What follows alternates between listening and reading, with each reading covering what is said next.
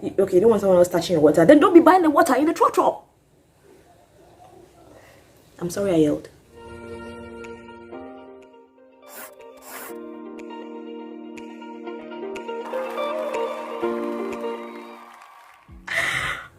Welcome to Preacher City again. I am Sister Eddie. Am I closing my eyes a lot today? Because I'm not understanding my camera, that is why. And I don't want to look like I'm looking there, when I'm supposed to be looking here, right? Okay. I am Sister Edem, this is Pigeon City. Welcome everybody. Today I'm going to be sharing with you my In-Trotro Pet Peeves. Now, I do this at the risk of sounding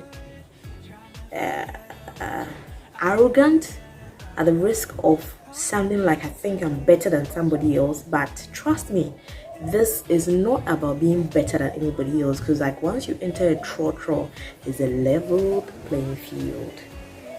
Leveled playing field. You could be in a castle, a robe, a crown, a suit. Once you enter the trotro, 1 point, 1 note, you're starting from the same place. It's like going to the turret. Okay, being in the trotro is like going to the turret. Nobody shanks according to the number of degrees they have. Fully possible. It's not gonna happen. It's not gonna happen. We all stand at the same place. So, at the risk of sounding like I feel like I'm better than somebody else, I'm going to tell you my In-Trotro pet peeves. Wait, what are pet peeves? Pet peeves are those things that you allow yourself to take offense or to bother about, that you hold on to, but you really know that you could say whatever and it wouldn't even, be a big deal. It wouldn't really be a case. You could just easily just overlook it. But you choose to be petty about it. Okay, so it's like being petty about a peeve in a petty way. Being petty about a peeve in a petty way. Okay, let's just leave it at that. Right, so my In-Trotro pet peeves. Number 1. Okay, let me not do a chronological order. Let me just say it as it is, because if I want to give weight to some of them, I am the corner seat, by the window, fall asleep till get the last stop kind of girl. So I really don't want to bother anybody, and I don't want to be bothered by anyone either. That's not too much to ask for, is it? It is not. It is not. So, the first people I'm going to address are those who come in and sit at the last seat, but they will sit on the first seat of the last row. And I know your friend is a column. On the last row, right? Knowing that the entrance to that seat, that row, is tight.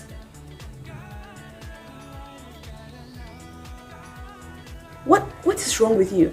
And then you want to go, I want to access the corner, because sometimes the corner is not full. They just want to be the one still at this side, which is not a problem. On some days I like that side too, okay?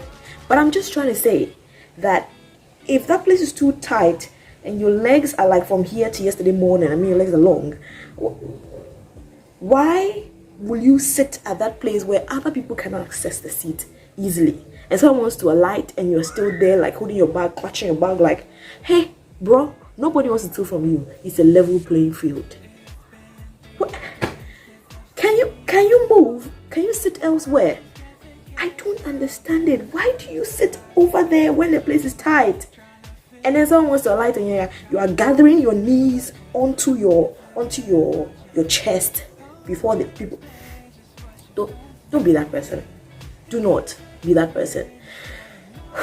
Number 2 people are those who want to buy something. You see, if I enter a trotro, before I enter, I know what I'm going to buy on the way, because I'm thirsty. I'm like, okay, when we get to so and so junction or so and so place, I know that the people selling, will be available at that place, at that traffic light, so I can buy what I want to buy. So I plan that let me sit by the window because of that.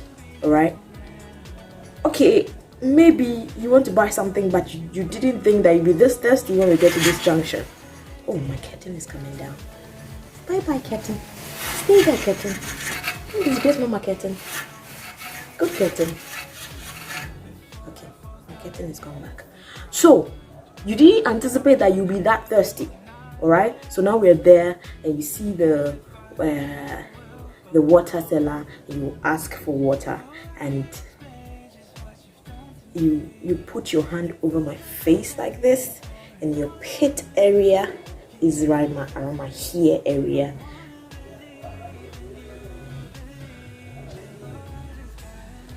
Don't be that person, okay? You can ask someone to, just, okay, you don't want someone else touching your water, then don't be buying the water in the trotro. I'm sorry I yelled. Moving on. The next group of people that I have a pet peeve with. These people. Okay, you already know my relationship with kids. People with children in trotro. Note to self, is a level playing field. When we enter the trotro, we are all the same. Me, the kids, their mamas, who allow them to put their foot on my forehead.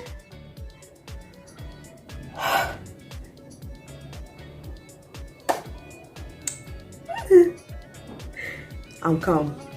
I don't have a problem with children in the trotro. I don't have a problem when they are eating something and it's all over the place. I don't have a problem when you're screaming and everybody else in the car is like, just give him what he wants. And Mama doesn't have what he wants, so they just won't stop screaming. I don't have a problem when they are hitting their kids in the trotro and it's making them scream all the more. And I also do not have a problem when they are fighting each other, like children fighting with the younger ones. And I don't have a problem with those of them who are, just entering adolescence, like those in upper primary, JHS, and they have armpits huddle and they played so much during the day. I promise I don't have a problem. I'm lying. I do have problems with them, a lot of problems with each and everything I've said, but it's a level playing field. Level playing field. The last group of people I have a problem with, who are not necessarily in the trotro, but I have the biggest problem with, is the shadows. What in the world is a shadow? What?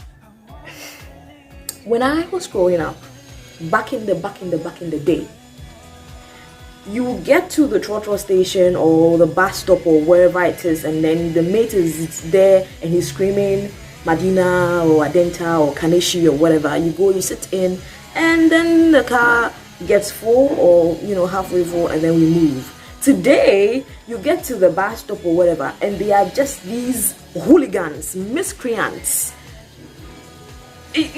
all the names there, and they are screaming, and the mate, he just stands behind the trotro like, lazy boy, can you go and do your own shouting? And just standing there.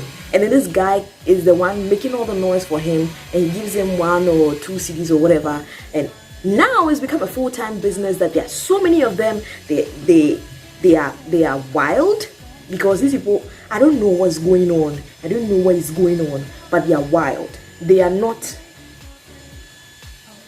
like, they take the thing World Cup to the extent that if the mate should misbehave, they could get violent with him. That's the way they are.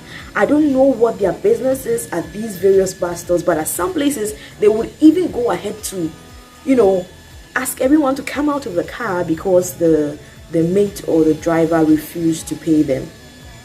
Wait, as I am passing my somewhere, I know where I am going to. It is not your shouting that brought me into that car.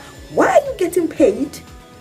Why is the mate standing by? Like, there is nobody, trust me, on the road who was convinced by yelling to go this way or that way. I have a problem with that. Yes, I could just say, whatever, but I do have this one's not a pet peeve. It makes me really, really mad. Shadows. They call them shadows. It's a very cool name. But I still hate them. But I love the name. Shadows. Alrighty, the plane is passing. Ooh, that's a loud one.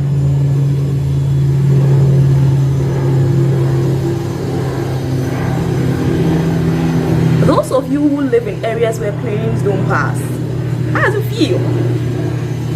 I think Castle is one of those places. How does it feel? Bye, plane. So that's the end of my In-Trotro Pet Peeve.